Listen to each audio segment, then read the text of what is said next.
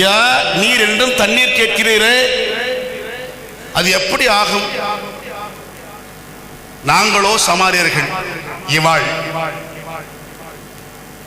நீங்களோ யூதர்கள் அவாள்.